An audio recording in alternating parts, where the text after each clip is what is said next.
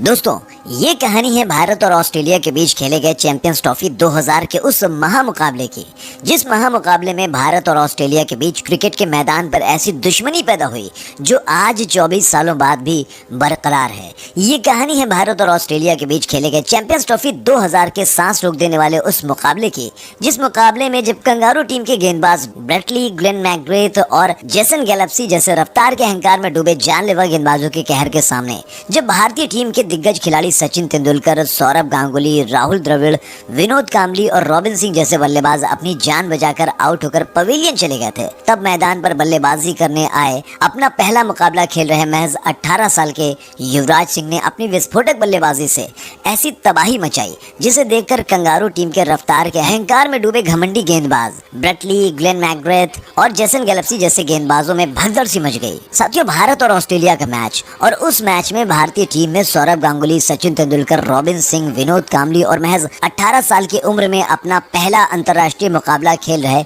युवराज सिंह हो, और इन भारतीय खिलाड़ियों के सामने कंगारू टीम में Ricky Ponting, Adam Gilchrist, Steve Waugh, Mark Waugh, Michael Bevan जैसे बल्लेबाज और ब्रेटली, ग्लेन मैकग्राथ, जेसन गैलेप्सी जैसे दुनिया के सबसे खतरनाक गेंदबाज हों, तो शायद ही इस मुकाबले को देखने से बेहतर कुछ और देखने लायक हो। हेलो, हाय, नमस्कार, आदाब, अस्सलाम वालेकुम, सत श्री अकाल। नमस्कार साथियों, स्वागत है आपका हमारे YouTube चैनल क्रिकेट एसटी में। हम अपने इस वीडियो के जरिए आपको दिखाएंगे भी और सुनाएंगे भी भारत और ऑस्ट्रेलिया के बीच खेले गए चैंपियंस ट्रॉफी 2000 के उस ऐतिहासिक मुकाबले की कहानी, जिस मुकाबले के बाद भारतीय टीम को सन 1983 का वर्ल्ड कप जीतने वाले कपिल देव के बाद भारतीय टीम को युवराज सिंह जैसा एक नायाब हीरा मिला, जिसने भारतीय टीम को 2007 T20 वर्ल्ड कप और अपनी जान की बाजी लगाकर 2011 वर्ल्ड कप की ट्रॉफी जिताकर भारतीय क्रिकेट को 7वें आसमान पर पहुंचा दिया। तो चलिए शुरू से शुरू करते हैं। साथियों, वो दौर था सन 2000 का, जब भारतीय टीम पर मोहम्मद अजहरुद्दीन की कप्तानी के दौरान फिक्सिंग जैसे आरोप लगे, जिसके चलते एक बनी बनाई भारतीय टीम पूरी तरीके से टूटकर बिखर गई।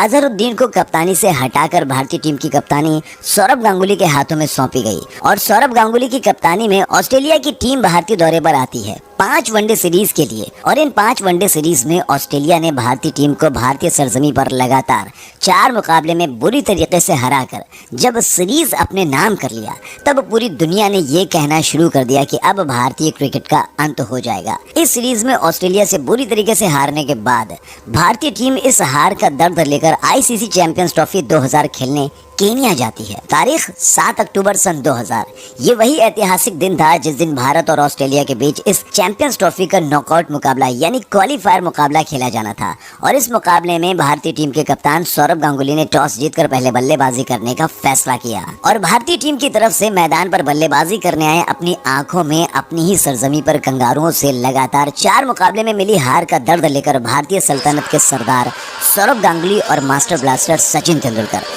तेंदुलकर और सौरभ गांगुली को ओपन करने आता देख ऑस्ट्रेलियाई टीम के कप्तान स्टीव वॉ और उप कप्तान रिकी पोंटिंग ने अपनी टीम के खतरनाक तेज गेंदबाज ग्लेन मैकग्रेथ, ब्रेटली और जेसन गैलेप्सी से कहा कि अगर हमें यह ऐतिहासिक मुकाबला हिंदुस्तान से जीतना है तो किसी भी कीमत पर सचिन तेंदुलकर और सौरभ गांगुली के पांव नहीं जमने देने हैं मैदान पर, क्योंकि अगर ये दोनों एक बार सेट हो गए, और खास करके सचिन तेंदुलकर, तो फिर हिंदुस्तान को हराना लगभग नामुमकिन हो जाएगा। हमें साम दाम दंड भेद किसी भी आधार पर सिर्फ और सिर्फ जीत चाहिए। इसलिए तुम दोनों पहले ही ओवर से सचिन तेंदुलकर और सौरभ गांगुली के हाथ, पांव, सर, पेट, चेस्ट, इनके शरीर के हर हिस्से पर अपनी खतरनाक रफ्तार से इन पर प्रहार करो, जिससे ये जल्द से जल्द या तो आउट हो जाएं या फिर चोटिल होकर मैदान से बाहर हो जाएं। कैप्टन स्टीव वा और वाइस कैप्टन रिकी पोंटिंग से मिले आदेश के बाद ऑस्ट्रेलियाई टीम की तरफ से गेंदबाजी में पारी का आगाज करता है तकरीबन 7 फुट लंबा ऑस्ट्रेलियाई टीम का वो गेंदबाज जो देखने में ही आदमखोर लगता है, और ऐसा प्रतीत होता है कि ये किसी दूसरे ग्रह से आया है,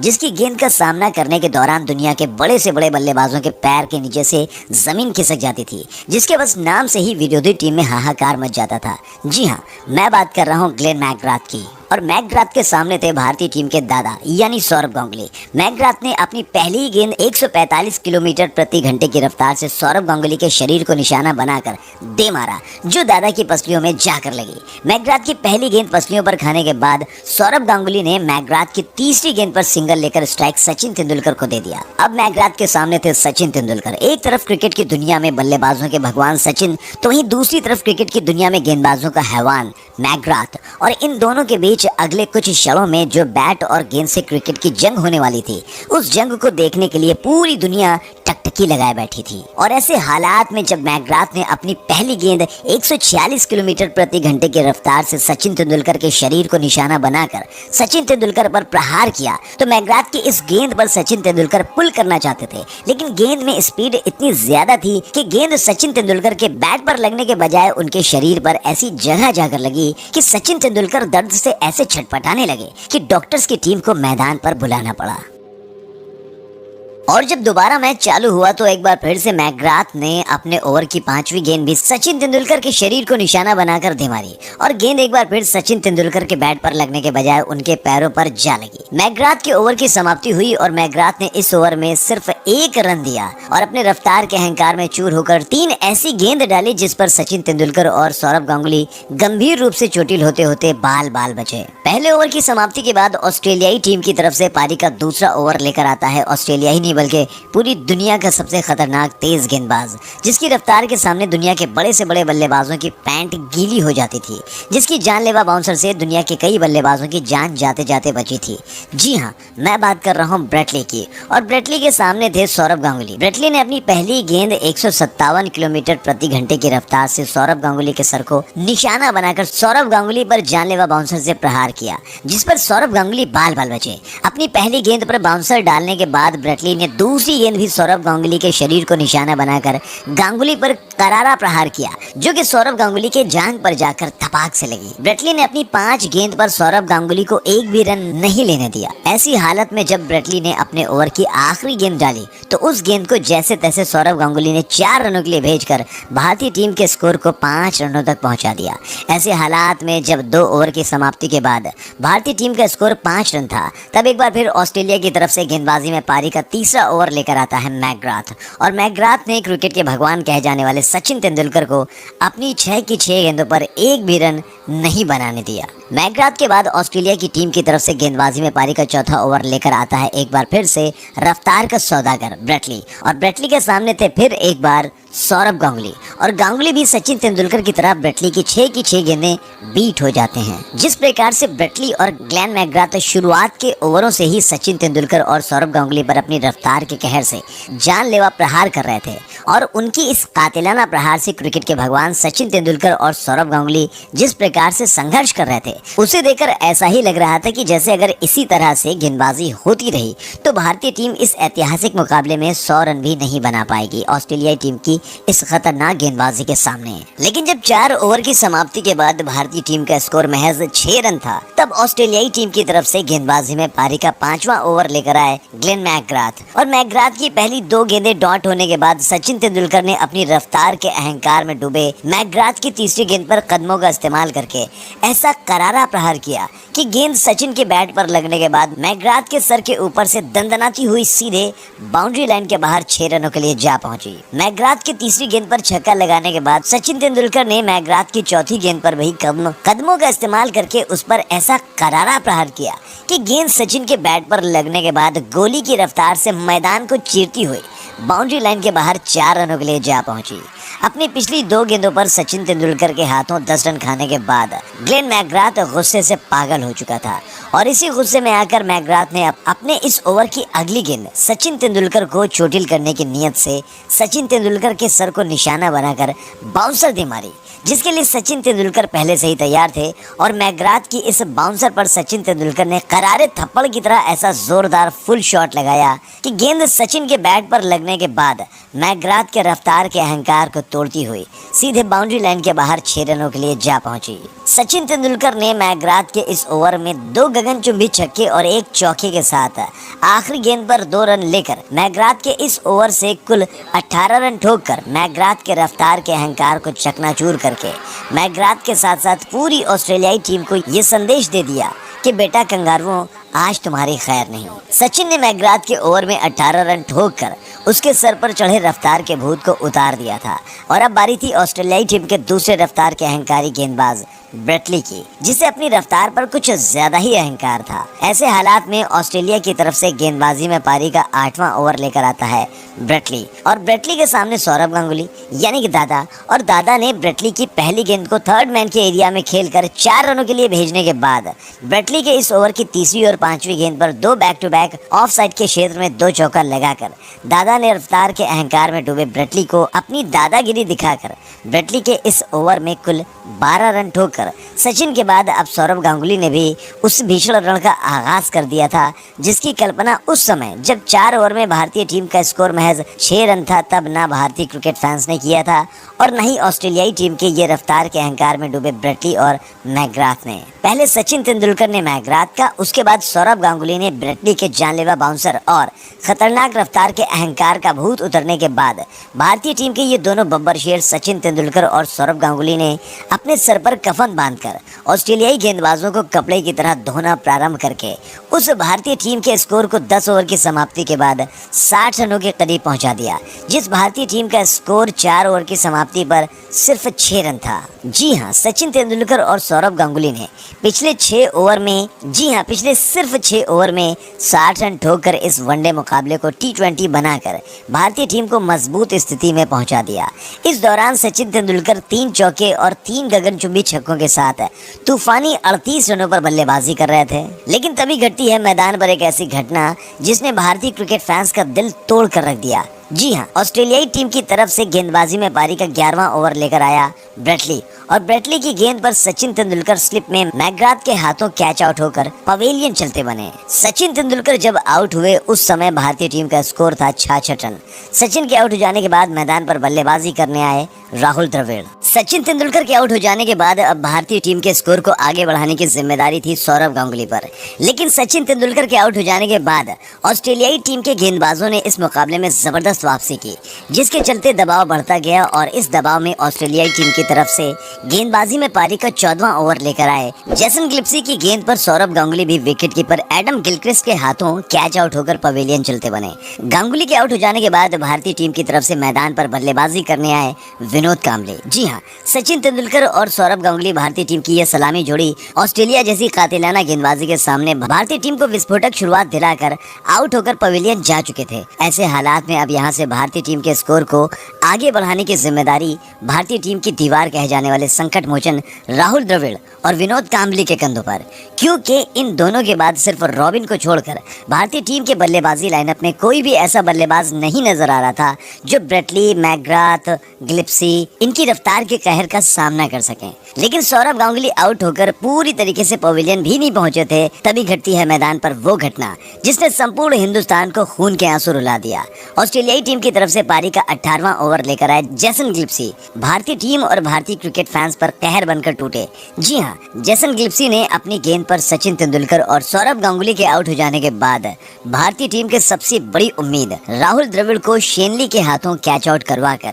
सिर्फ 90 ही रनों पर भारतीय टीम को तीसरा झटका दिया। राहुल द्रविड़ ने आउट होने से पहले 20 गेंदों पर सिर्फ 9 रनों की पारी खेली थी। हाँ, चैंपियंस ट्रॉफी के इस ऐतिहासिक नॉकआउट मुकाबले में सिर्फ 90 रनों पर भारतीय टीम के 3 बड़े स्तंभ जिन पर भारतीय टीम पूरी तरीके से निर्भर थी, वो तीनों स्तंभ ऑस्ट्रेलियाई टीम की खौफनाक गेंदबाजी से ढह गई। जी हाँ, मैं बात कर रहा हूँ सचिन तेंदुलकर, सौरभ गांगुली और राहुल द्रविड़ की। ऐसे हालात में पूरी दुनिया ने अब ये मान लिया कि भारतीय टीम अब यहाँ से बहुत ज़्यादा से ज़्यादा 150 रन तक ही पहुँच पाएगी, क्योंकि अब यहाँ से भारतीय टीम की बल्लेबाजी में रॉबिन सिंह और एक नया लड़का जो 17-18 साल का था, जिसका नाम था युवराज सिंह, वही बचा हुआ था। और यही सोचकर ऑस्ट्रेलियाई खिलाड़ी भी राहुल द्रविड़ को आउट करने के बाद ऐसे जश्न मना रहे थे कि जैसे अब ये चैंपियंस ट्रॉफी का नॉकआउट मुकाबला उन्हें जीतने से दुनिया की कोई भी ताकत नहीं रोक सकती है, क्योंकि अब सचिन तेंदुलकर, सौरभ गांगुली और राहुल को आउट करने के बाद बचा ही कौन है? जो ऑस्ट्रेलियाई टीम की खतरनाक गेंदबाजी का सामना कर सके।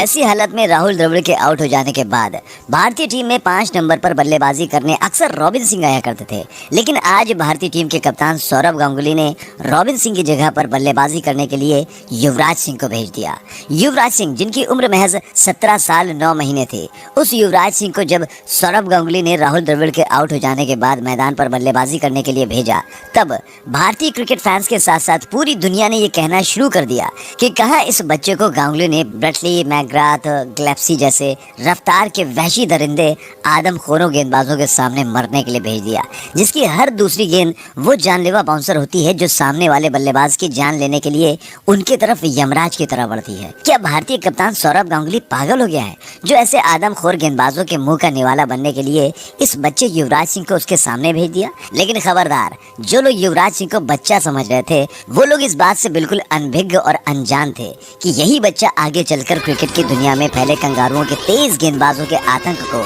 अपनी विस्फोटक बल्लेबाजी से तबाह और बर्बाद कर देगा, जिसकी शुरुआत आज युवराज सिंह इसी मुकाबले से करने वाले हैं। पूरी दुनिया के साथ साथ ऑस्ट्रेलियाई टीम के घातक गेंदबाज जो सचिन तेंदुलकर, सौरव गांगुली और राहुल द्रविड़ को आउट करने के बाद ये सोचकर जश्न मना रहे थे कि जब सचिन तेंदुलकर, राहुल द्रविड़ और सौरव गांगुली ब्रेटली, मैकग्राथ और जेसन ग्लेप्सी की खतरनाक गेंदबाजी के सामने कुछ नहीं उखाड़ पाए तो ये बच्चा युवराज सिंह क्या कर लेगा। वो अगले कुछ ही मिनटों के अंदर युवराज सिंह के बल्ले से बचने वाली तबाही से पूरी तरीके से अनभिज्ञ और अनजान थे। ऐसे हालात में युवराज सिंह जब मैदान पर बल्लेबाजी करने आए तब ऑस्ट्रेलियाई टीम की तरफ से गेंदबाजी में पारी का 19वां ओवर लेकर आया अपनी रफ्तार और जानलेवा बाउंसर के अहंकार में डूबा ब्रेटली, और ब्रेटली के सामने थे युवराज सिंह। और युवराज सिंह ने जब अपने अंतर्राष्ट्रीय मुकाबले में पहली बार ब्रेटली की गेंद का सामना किया तो ब्रेटली की पहली गेंद पर युवराज सिंह ने ऐसा करारा प्रहार किया कि गेंद युवराज सिंह के बैट पर लगने के बाद मैदान को चीरती हुई बाउंड्री लाइन के बाहर 4 रनों के लिए जा पहुंची। अपनी पहली गेंद पर युवराज सिंह के बल्ले से चौका खाने के बाद ब्रेटली ने अपने ओवर की चौथी गेंद युवराज सिंह के शरीर को निशाना बनाकर बाउंसर मारी, जो कि युवराज सिंह के सर की तरफ से तेजी से बढ़ी। लेकिन उस बाउंसर पर युवराज सिंह ने ऐसा जोरदार फुल शॉट लगाया कि गेंद युवराज सिंह के बैट पर लगने के बाद ब्रेटली की रफ्तार के अहंकार को तोड़ती हुई सीधे बाउंड्री लाइन के बाहर 4 रनों के लिए जा पहुंची। अपने करियर में पहली बार दुनिया के सबसे तेज गेंदबाज ब्रेटली के ओवर में युवराज सिंह ने बैक टू बैक 2 चौके लगाकर युवराज सिंह ने संपूर्ण कंगारू खिलाड़ियों को इशारों में ही बता दिया कि बेटा, क्रिकेट की दुनिया में तुम्हारा बाप एंटर हो चुका है जो तुम्हें सालों तक खून के आंसू रुलाने वाला है। युवराज सिंह के बाद विनोद कांबली ने भी अपने बल्ले का मुंह खोलकर ऑस्ट्रेलियाई टीम के तेज गेंदबाजों के रफ्तार के अहंकार का मुंह तोड़ जवाब देना प्रारंभ कर दिया। इस दौरान दोनों बल्लेबाजों ने सूझबूझ भरी बल्लेबाजी करते हुए 40 रन की पार्टनरशिप करके भारतीय टीम के स्कोर को 24 ओवर्स की समाप्ति के बाद 130 रनों तक पहुंचा दिया। अब यहां से भारतीय टीम मजबूत स्थिति में दिख रही थी, लेकिन तभी ऑस्ट्रेलियाई टीम की तरफ से गेंदबाजी में पारी का 25वां ओवर लेकर आए ऑस्ट्रेलिया के कप्तान स्टीव वॉ। ऑस्ट्रेलिया के कप्तान स्टीव वॉ की गेंद पर विनोद कांबली विकेट कीपर के हाथों कैच आउट होकर पवेलियन चलते बने। विनोद कांबली ने आउट होने से पहले 29 रनों की पारी खेली थी। विनोद कांबली के आउट हो जाने के बाद एक बार फिर भारतीय टीम पर संकट के बादल मंडराने लगे, क्योंकि भारतीय टीम के बल्लेबाजी क्रम में अब सिर्फ रॉबिन सिंह ही बचे हुए थे और भारतीय टीम को अभी भी 25 ओवरों तक बल्लेबाजी करना था। ऐसी मुश्किल हालात में विनोद कांबली के आउट हो जाने के बाद भारतीय टीम की तरफ से मैदान पर बल्लेबाजी करने आए रॉबिन सिंह, और जब रॉबिन सिंह मैदान पर बल्लेबाजी करने आए तब युवराज सिंह रॉबिन सिंह के पास गए और बोले, रॉबिन सर, आप एक छोर से विकेट को संभाल कर रखें, बाकी का काम आप मुझ पर छोड़ दो। एक 17-18 साल का लड़का 36 साल के रॉबिन सिंह से जिस कॉन्फिडेंस के साथ ये बोल रहा था कि पाजी आप विकेट को संभालो, बाकी मैं देख लूंगा, उसे देखकर रॉबिन सिंह ये समझ गए कि अब भारतीय क्रिकेट के दिन बदलने वाले हैं। फिर क्या था, एक छोर से रॉबिन सिंह ने विकेटों को संभाला तो वहीं दूसरी छोर से युवराज सिंह ने अपने बैट को अपना हथियार बनाकर ऑस्ट्रेलियाई टीम के खतरनाक गेंदबाजों की घातक गेंदबाजी का संहार करना शुरू कर दिया। इस दौरान क्या रफ्तार के अहंकार में डूबा ब्रेटली, क्या मैकग्राथ और क्या जेसन ग्लिप्सी और क्या स्वयं ऑस्ट्रेलियाई कप्तान स्टीव वॉ। जो कोई भी ऑस्ट्रेलियाई गेंदबाज युवराज सिंह के सामने गेंदबाजी करने आता, युवराज सिंह उस पर किसी भूखे शेर की तरह आक्रमण करके उसके रफ्तार के अहंकार का प्रतिकार करते। ऑस्ट्रेलिया की तरफ से गेंदबाजी में पारी का 34वां ओवर लेकर आए ब्रेटली की गेंद पर जबरदस्त थप्पड़ की तरह स्ट्रेट ड्राइव लगाकर युवराज सिंह ने न सिर्फ 41 गेंदों में अपना अर्धशतक पूरा किया, बल्कि 90 रनों पर 3 विकेट गिर जाने के बाद संघर्ष कर रही भारतीय टीम के स्कोर को भी 34 ओवरों की समाप्ति तक 190 रनों के करीब पहुंचा दिया। युवराज सिंह की इस साहसिक अद्भुत अर्धशतकीय पारी की बदौलत अब भारतीय टीम मजबूत स्थिति में पहुंच चुकी थी। लेकिन जब भारतीय टीम का स्कोर 193 रन था, तब ऑस्ट्रेलिया की तरफ से गेंदबाजी में पारी का 35वां ओवर लेकर आए हार्वे की गेंद पर भारतीय टीम के सबसे सीनियर खिलाड़ी रॉबिन सिंह 30 गेंद पर 19 रन बनाकर बोल्ड होकर पवेलियन चले जाते हैं। रॉबिन सिंह के आउट हो जाने के बाद मैदान पर बल्लेबाजी करने आए भारतीय टीम की तरफ से विजय दहिया। रॉबिन के आउट हो जाने के बाद युवराज सिंह ने भारतीय टीम के स्कोर को बढ़ाने की जिम्मेदारी अपने कंधों पर लेते हुए एक छोर से लगातार ऑस्ट्रेलियाई गेंदबाजों पर प्रहार करना जारी रखा। लेकिन जब भारतीय टीम का स्कोर 210 रन था, तब विजय दहिया भी ऑस्ट्रेलिया की तरफ से पारी का 38वां ओवर लेकर आए ब्रेटली की रफ्तार में गिरफ्तार होकर 11 गेंदों पर सिर्फ 5 रन ही बनाकर आउट होकर पवेलियन चलते बने। विजय दहिया के आउट हो जाने के बाद भारतीय टीम की तरफ से मैदान पर बल्लेबाजी करने आए अजीत अगरकर, और अजीत अगरकर भी 9 गेंद पर सिर्फ 3 रन बनाकर पवेलियन चलते बने। 215 रनों के निजी स्कोर पर भारतीय टीम के 7 बड़े नाम वाले खिलाड़ी जैसे कि सचिन, गांगुली, द्रविड़, विनोद कांबली, रॉबिन सिंह और विजय दहिया कंगारुओं के खतरनाक गेंदबाजी के सामने ढेर होकर पवेलियन में अपना मेकअप उतार रहे थे। तो वहीं 17-18 साल का ये नौजवान लड़का युवराज सिंह, जो अपना पहला अंतर्राष्ट्रीय मुकाबला खेल रहा था, जिसे कल तक दुनिया में कोई भी नहीं जानता था कि ये कौन है, वो युवराज सिंह अभी भी कंगारू टीम के घातक गेंदबाज ब्रेटली मैकग्राथ, जेसन ग्लेप्सी और स्टीव वा जैसे क्रिकेट की दुनिया के वो गेंदबाज जिनके सामने बल्लेबाजी करने के दौरान दुनिया के बड़े से बड़े नाम वाले बल्लेबाज अपना विकेट नहीं, अपनी जान बचाते नजर आते थे। ऐसे रफ्तार के अहंकार में डूबे खूंखार आदमखोर तेज गेंदबाजों के सामने ये 17 से 18 साल का लड़का अभी भी अपना सीना तान कर मैदान में खड़े होकर उनके रफ्तार का मुंह तोड़ जवाब देते हुए भारतीय क्रिकेट टीम के मान सम्मान और स्वाभिमान की रक्षा कर रहा था। अजीत अगरकर के आउट हो जाने के बाद भारतीय टीम की तरफ से मैदान पर बल्लेबाजी करने आए अनिल कुंबले। अब भारतीय टीम के 7 खिलाड़ी आउट होकर पवेलियन जा चुके थे। ऐसे हालात में युवराज सिंह ने यह सोच लिया कि ज्यादातर स्ट्राइक अपने पास ही रखनी है, नहीं तो पूरी टीम 230 रन भी नहीं बना पाएगी। ऐसे हालात में 7 विकेट गिर जाने के बाद युवराज सिंह ने ज्यादातर स्ट्राइक अपने पास रखी। इस दौरान युवराज सिंह ने ऑस्ट्रेलिया की तरफ से गेंदबाजी में पारी का 41वां ओवर लेकर आए ब्रेटली के ओवर में बैक टू बैक 3 चौके जड़कर ब्रेटली से अपने साथी बल्लेबाजों के विकेट का प्रतिशोध लेने के साथ साथ ऑस्ट्रेलिया टीम की तरफ से पारी का 42वां ओवर लेकर आए ग्लेन मैकग्राथ के ओवर में 2 चौके के साथ कुल 12 रन ठोककर युवराज सिंह ने न सिर्फ भारतीय टीम के स्कोर को 240 रनों के पार पहुंचाया, बल्कि युवराज सिंह अब धीरे धीरे अपने शतक की तरफ भी बढ़ने लगे। युवराज सिंह ने ब्रेटली और ग्लेन मैकग्राथ के पिछले ओवर में जिस तरीके से तबाही मचाकर इस वनडे मुकाबले को T20 बना दिया, उसे देखकर कंगारू खेमे में हाहाकार मच गया। ऑस्ट्रेलियाई कप्तान स्टीव वा को कुछ समझ में नहीं आ रहा था कि आखिर वो किस गेंदबाज को गेंदबाजी के लिए लेकर आए, क्योंकि जो कोई भी गेंदबाज युवराज के सामने गेंदबाजी करने के लिए आता, युवराज उस पर किसी भूखे शेर की तरह आक्रमण करके उसके लाइन और लेंथ को तबाह और बर्बाद कर रहे थे। इस दौरान युवराज सिंह 78 गेंदों पर 84 रनों पर बल्लेबाजी कर रहे थे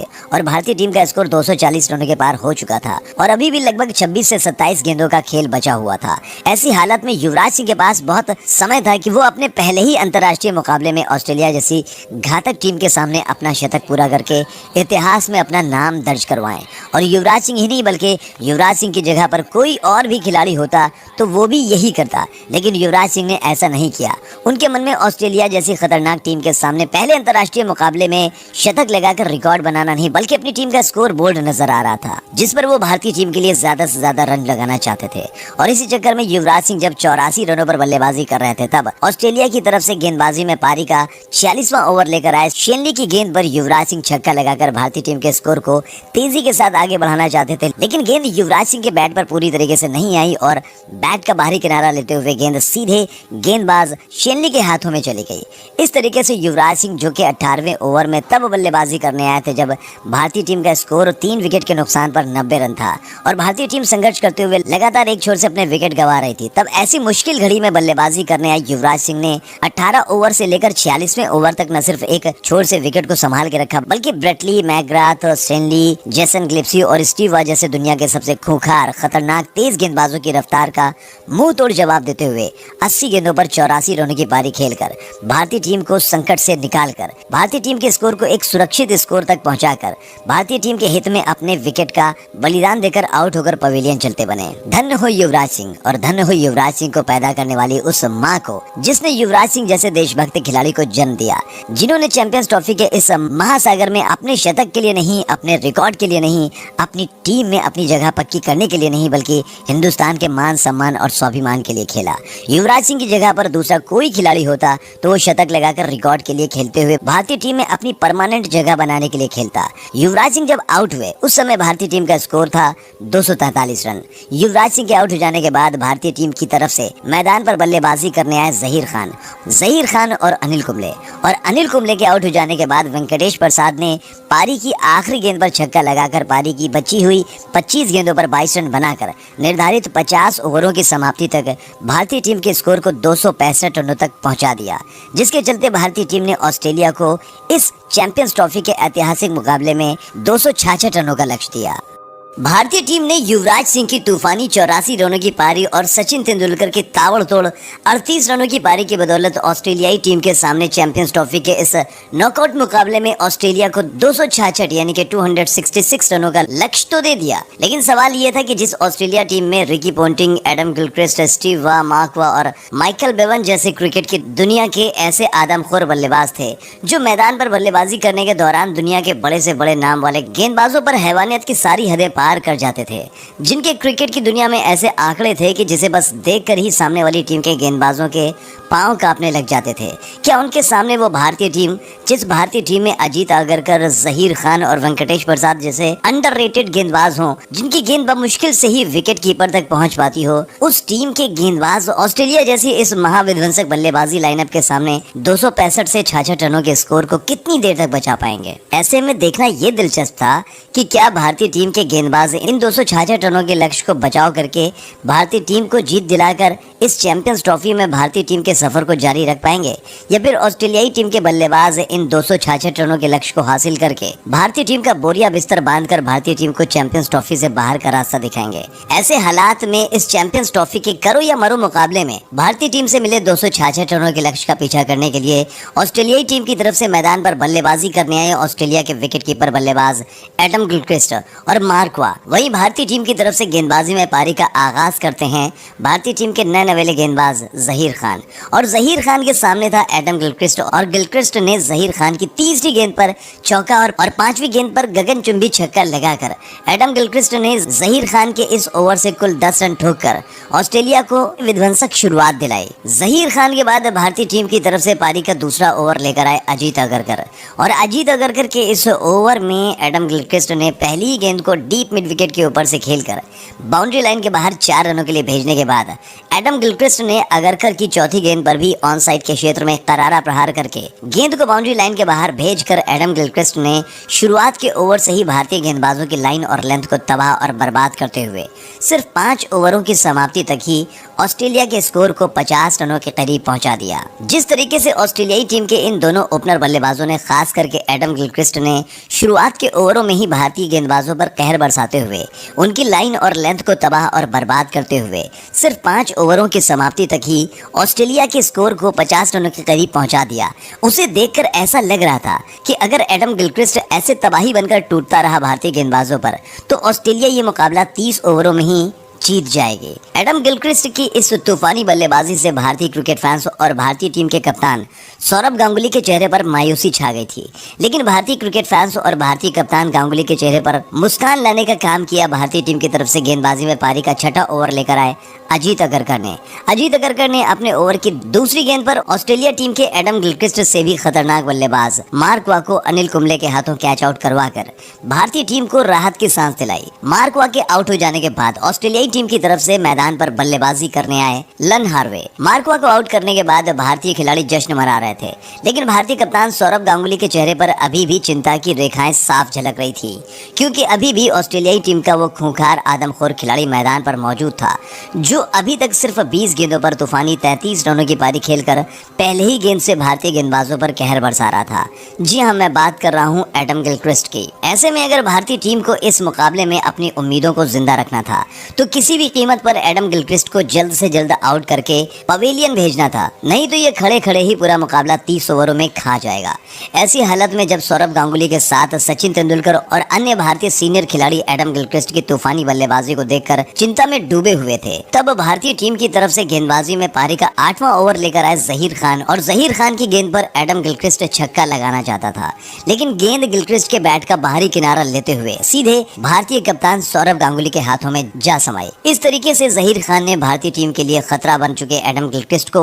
आउट करके भारतीय कप्तान सौरव गांगुली के साथ साथ करोड़ों भारतीय क्रिकेट फैंस को राहत की सांस दिलाई। एडम गिलक्रिस्ट को आउट करने के बाद भारतीय खिलाड़ी, भारतीय क्रिकेट फैंस ये सोचकर जश्न मना रहे थे कि गिलक्रिस्ट के आउट हो जाने के बाद मुसीबत टल गई, लेकिन उन्हें इस बात का तनिक भी एहसास नहीं था कि गिलक्रिस्ट के आउट हो जाने के बाद ऑस्ट्रेलियाई टीम की तरफ से क्रिकेट की दुनिया का एक ऐसा खूंखार, खतरनाक बल्लेबाज अब मैदान पर एंटर हो चुका था, जिसका शायद जन्म ही हुआ था भारतीय क्रिकेट टीम और भारतीय क्रिकेट फैंस को खून के आंसू रुलाने के लिए। जी हाँ, मैं बात कर रहा हूँ the dangerous man Ricky Ponting की। 51 रनों के निजी स्कोर पर ऑस्ट्रेलियाई टीम के 2 खिलाड़ी आउट होकर मैदान से बाहर जा चुके थे। ऐसी हालत में ऑस्ट्रेलिया की तरफ से मैदान पर बल्लेबाजी करने आए रिकी पोंटिंग ने एडम गिलक्रिस्ट को आउट करने वाले जहीर खान की पहली गेंद पर करारा प्रहार करते हुए गेंद को बाउंड्री लाइन के बाहर 4 रनों के लिए भेजकर पूरी भारतीय सल्तनत को यह एहसास दिला दिया कि वो भारतीय गेंदबाजों की लाइन और लेंथ को तबाह और बर्बाद करने के लिए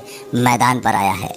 और हुआ भी वही। मैदान पर आने के बाद रिकी पोंटिंग ने भारतीय गेंदबाजों को आड़े हाथों लेते हुए उन पर कहर बरसाना प्रारंभ कर दिया। इस दौरान रिकी पोंटिंग ने सिर्फ 30 गेंद पर साथी बल्लेबाज लन हार्वे के साथ मिलकर 36 रनों की पार्टनरशिप करके ऑस्ट्रेलियाई टीम के स्कोर को 90 रनों के करीब पहुंचा दिया। लेकिन जब ऑस्ट्रेलिया टीम का स्कोर 90 रनों के करीब था, तब भारतीय टीम की तरफ से गेंदबाजी में पारी का 14वां ओवर लेकर आए वेंकटेश प्रसाद की गेंद पर लन हार्वे ने ऐसा करारा प्रहार किया कि गेंद हार्वे के बैट पर लगने के बाद गोली की रफ्तार से भी तेज कवर के बीच से निकल रही थी। लेकिन कवर पे फील्डिंग के लिए खड़े थे अपने युवा युवराज सिंह, और युवा युवराज सिंह ने चीते की तरह हवा में छलांग लगाकर हार्वे के करारे शॉट को कैच में तब्दील करके भारतीय टीम के लिए संकट बन रही इस ऑस्ट्रेलिया की जोड़ी को तोड़ने के साथ साथ ये अद्भुत अविश्वसनीय कैच लेकर पूरी दुनिया को हैरत में डाल दिया, क्योंकि ऐसा कैच भारतीय टीम के खिलाड़ी आज तक भारतीय क्रिकेट के इतिहास में भी नहीं ले पाए थे। हार्वे के आउट हो जाने के बाद ऑस्ट्रेलियाई टीम की तरफ से ऑस्ट्रेलिया क्रिकेट के इतिहास का सबसे डेंजरस प्लेयर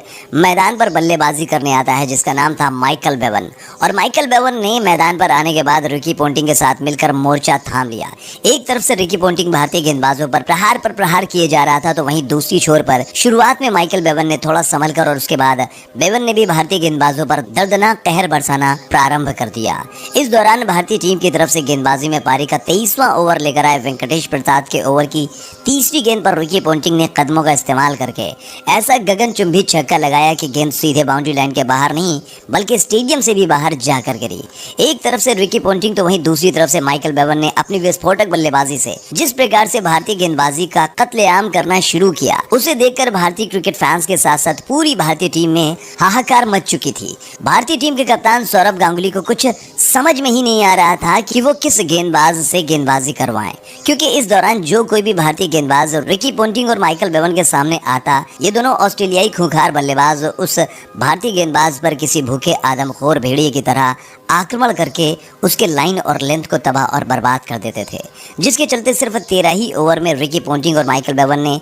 80 रनों की पार्टनरशिप करके ऑस्ट्रेलियाई टीम के स्कोर को 170 रनों के करीब पहुंचा दिया। अब यहां से ऑस्ट्रेलिया की टीम को मुकाबला जीतने के लिए 135 गेंदों पर सिर्फ और सिर्फ 95 रनों की जरूरत थी, और ऑस्ट्रेलिया टीम के अभी भी 7 विकेट पूरी तरीके से सुरक्षित थे। ऐसे हालात में अब भारतीय क्रिकेट टीम के साथ साथ 80 करोड़ हिंदुस्तानियों को चैंपियंस ट्रॉफी के इस ऐतिहासिक मुकाबले में कंगारुओं के सामने हार नजर आने लगी। रिकी पोंटिंग और माइकल बेवन की तूफानी बल्लेबाजी से संपूर्ण हिंदुस्तान और पूरी भारतीय टीम में निराशा के घोर बादल छा गए। लेकिन जब संपूर्ण हिंदुस्तान और पूरी भारतीय टीम की सांसें रिकी पोंटिंग और माइकल बेवन के दिल दहला देने वाली बल्लेबाजी से पूरी तरीके से टूट चुकी थी, तब इन टूटती सांसों में सांस डालने का काम किया भारतीय टीम की तरफ से गेंदबाजी में पारी का 28वां ओवर लेकर आए क्रिकेट के भगवान, संकट मोचन सचिन तेंदुलकर। और सचिन तेंदुलकर की गेंद पर भारतीय टीम के लिए काल बन चुके रिकी पोंटिंग रॉबिन सिंह के बेहतरीन कैच के चलते आउट होकर पवेलियन चलते बने। रिकी पोंटिंग के आउट हो जाने के बाद भारतीय क्रिकेट फैंस जश्न मना रहे थे, लेकिन भारतीय टीम के कप्तान सौरव गांगुली के चेहरे पर अभी भी चिंता की रेखाएं साफ साफ नजर आ रही थी, क्योंकि रिकी पोंटिंग के आउट हो जाने के बाद अब मैदान पर बल्लेबाजी करने के लिए आ चुका था कंगारुओं का सरदार स्टीव वा। माइकल बेवन और स्टीव वा ऑस्ट्रेलियाई टीम की ये वो जोड़ी थी जिन्होंने ऑस्ट्रेलिया को न जाने कितने अनगिनत मुकाबलों में जीत दिलाई थी। ऐसे में अगर भारतीय टीम को ये मुकाबला जीतना था तो किसी भी कीमत पर इस जोड़ी को जल्द से जल्द तोड़ना जरूरी था। ऐसे हालात में भारतीय टीम की तरफ से गेंदबाजी में पारी का तीसरा ओवर लेकर आए रॉबिन सिंह, और रॉबिन सिंह के ओवर की दूसरी ही गेंद पर माइकल बेवन मिड विकेट के क्षेत्र में खेलकर रन लेना चाहता था, लेकिन मिड विकेट पर खड़े थे हिंदुस्तान के बब्बर शेर युवराज सिंह, और युवराज सिंह ने शेर की तरह उस गेंद पर झपट्टा मार के गेंद को पकड़कर रॉकेट की तरह थ्रो स्टंप को निशाना बनाकर मारा, और युवराज सिंह के इस रॉकेट थ्रो ने टीम के लिए सबसे बड़े संकट बन चुके माइकल बेवन का काम तमाम करके उसे पवेलियन का रास्ता दिखाया। जी हाँ, युवराज सिंह ने अपनी फील्डिंग के दम पर पहले हार्वे का अद्भुत अविश्वसनीय कैच और उसके बाद इस आंखों को न यकीन कर पाने वाले रनआउट ने वो कर दिखाया जो भारतीय टीम के बड़े से बड़े गेंदबाज नहीं कर पाए। माइकल बेवन को रन आउट करने के बाद पूरी भारतीय टीम खुशी से झूम उठी। अब कहीं ना कहीं रिकी पोंटिंग और माइकल बेवन की तूफानी बल्लेबाजी से पूरी तरीके से हौसले हार चुके भारतीय क्रिकेट फैंस और भारतीय टीम के कप्तान सौरभ गांगुली को इन दोनों के आउट हो जाने के बाद जीत की उम्मीद नजर आने लगी, क्योंकि अब यहाँ से ऑस्ट्रेलिया को जीत के लिए तकरीबन 80 रनों की जरूरत थी और भारतीय टीम को यह ऐतिहासिक मुकाबला जीतने के लिए सिर्फ 5 विकेटों की जरूरत थी।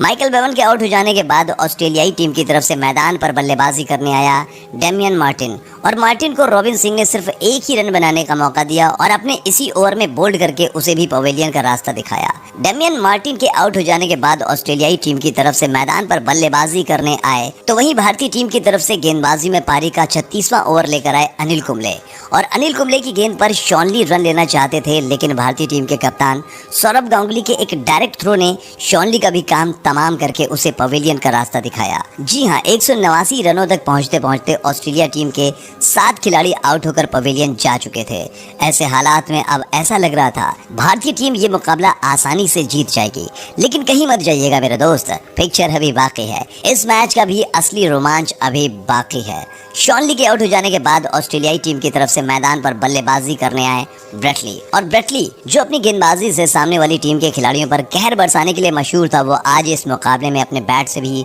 अगले कुछ ही ओवरों में भारतीय गेंदबाजों पर ऐसी तबाही मचाने वाला था जिसमें पड़कर भारतीय गेंदबाजों की लाइन और लेंथ तबाह और बर्बाद होने वाली थी, जिसकी शुरुआत ब्रेटली ने की। भारतीय टीम की तरफ से गेंदबाजी में पारी का 38वां ओवर लेकर आए जहीर खान की पहली गेंद पर गगनचुंबी छक्का लगाकर, तो वहीं भारतीय टीम की तरफ से पारी का 39वां ओवर लेकर आए अनिल कुंबले की दूसरी ही गेंद पर ब्रेटली ने कदमों का इस्तेमाल करके ऐसा करारा प्रहार किया कि गेंद बैट पर लगने के बाद सीधे बाउंड्री लाइन के बाहर नहीं बल्कि सीधे स्टेडियम के बाहर ही जा पहुंची, और इन 2 गगनचुंबी छक्कों के साथ ऑस्ट्रेलिया का स्कोर भी 200 रनों के पार जा पहुंचा। अनिल कुंबले की दूसरी गेंद पर छक्का लगाने के बाद ब्रेटली ने कुंबले के इस ओवर की बाकी बची गेंदों पर 2 चौके के साथ 10 रन लेकर कुंबले के इस ओवर में कुल 16 रन ठोककर ऑस्ट्रेलिया टीम के स्कोर को 225 रनों के पार पहुंचा दिया। अब यहां से ऑस्ट्रेलिया को जीत के लिए 54 गेंदों पर सिर्फ 40 रनों की जरूरत थी, और अभी भी ऑस्ट्रेलियाई टीम के 3 विकेट सुरक्षित थे। ब्रेटली ने मैदान पर आने के बाद अपने बल्ले से जिस तरीके से तबाही मचाई, उसे देखकर ऐसा लगने लगा कि युवराज सिंह की 84 रनों की पारी और भारतीय टीम की जीत की उम्मीदों पर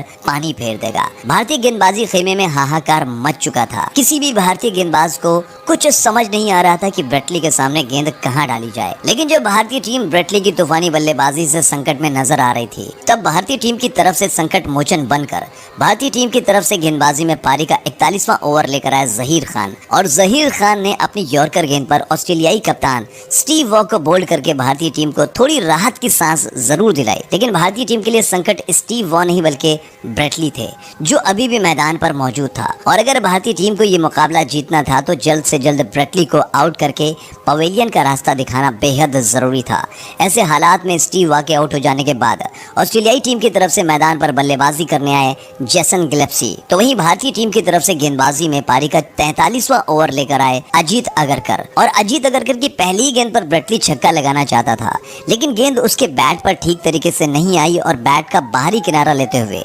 गेंद भारतीय कप्तान सौरभ गांगुली के हाथों में जा समाई। इस तरीके से अजीत अगरकर ने भारतीय टीम की जीत की राह में सबसे बड़े रोड़े को आउट करके करोड़ों भारतीय क्रिकेट फैंस की टूटती सांसों में सांस डालने का काम किया। ब्रेटली ने आउट होने से पहले 4 चौकों और 2 गगनचुंबी छक्कों की मदद से 32 रनों की पारी खेली थी। ब्रेटली जब आउट हुए तब ऑस्ट्रेलियाई टीम का स्कोर था 228 रन 9 विकेट के नुकसान पर। ब्रेटली के आउट हो जाने के बाद ऑस्ट्रेलियाई टीम की तरफ से मैदान पर बल्लेबाजी करने आए ग्लेन मैकग्राथ। अब यहां से भारतीय टीम को जीत के लिए सिर्फ 1 विकेट की जरूरत थी, तब भी ऑस्ट्रेलिया टीम को जीत के लिए 37 रनों की जरूरत थी। इस दौरान ब्रेटली के आउट हो जाने के बाद मैदान पर बल्लेबाजी करने आए ग्लेन मैकग्राथ ने जेसन गिलेप्सी ग्लिप्सी के साथ मिलकर 17 रनों की पार्टनरशिप करके ऑस्ट्रेलिया टीम को जीत दिलाने की पूरी कोशिश की, लेकिन उनकी इस कोशिश को नाकाम किया भारतीय टीम की तरफ से गेंदबाजी में पारी का 46वां ओवर लेकर आए वेंकटेश प्रसाद ने। वेंकटेश प्रसाद ने जेसन ग्लिप्सी को आउट करके और जेसन ग्लिप्सी के आउट होते ही भारतीय टीम ये मुकाबला 25 रनों से जीतकर चैंपियंस ट्रॉफी के इस नॉकआउट मुकाबले में कंगारुओं को हराकर कंगारुओं की चैंपियंस ट्रॉफी जीतने के सपने को चकनाचूर करके उन्हें बाहर का रास्ता दिखाकर भारतीय टीम ने अपनी ही सरजमी पर कंगारुओं से मिली हार का बदला लेकर कंगारुओं के साथ साथ क्रिकेट की दुनिया के सभी टीमों को यह संदेश दे दिया कि ये नई भारतीय टीम है, ये बदला लेना बखूबी जानती है। चलते चलते साथियों, आपसे एक छोटा सा सवाल है कि इस ऐतिहासिक मुकाबले में भारतीय टीम को जो जीत मिली, उस जीत में आप सबसे अधिक योगदान किस खिलाड़ी का मानते हैं? वीडियो में कमेंट करके बताना मत भूलिएगा और चलते चलते हमारे YouTube चैनल क्रिकेट एसटी को सब्सक्राइब करना मत भूलिएगा। जय हिंद।